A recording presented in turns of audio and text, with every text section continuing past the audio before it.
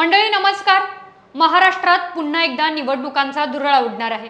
October 2025 मध्ये स्थानिक स्वराज्य संस्थांच्या म्हणजेच मनपा आणि जिल्हा परिषदांच्या निवडणुका 4 टप्प्यांमध्ये होणार आहेत। या निवडणुकांमुळे राज्याचं राजकारण पुन्हा एकदा ढवळून निघणार आहे।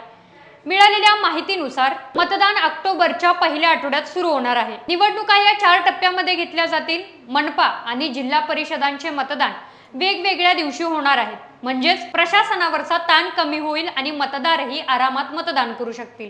सर्वोच्च न्यायालयाने 2025 मध्ये स्पष्ट आदेश दिला होता की स्थानिक स्वराज्य संस्थांच्या निवडणुका 4 महिन्यात घ्या आणि त्याचाच आता अंमल करण्यात आला आहे। गेल्या काही महिन्यात महाराष्ट्राच्या राजकारणात मोठमोठ्या हालचाली झाल्या आहेत आणि त्यांचा या निवडणुकांच्या वरती थेट परिणाम होणार आहे। भाजपाची एकला चलो रे भूमिका। महायुतीत भाजप, शिंदे गट आणि अजित पवार गट यांच्यात तणाव वाढतोय। भाजप एकट्याने लढण्याचे संकेत देतोय, विशेषतः मुंबई, ठाणे, पुणे आणि पीसीएमसी मध्ये।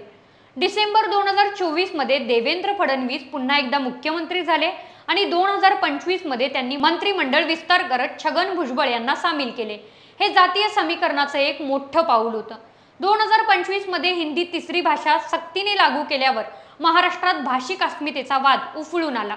मनसेसह अनेक संघटना रस्त्यावरती उतरल्या।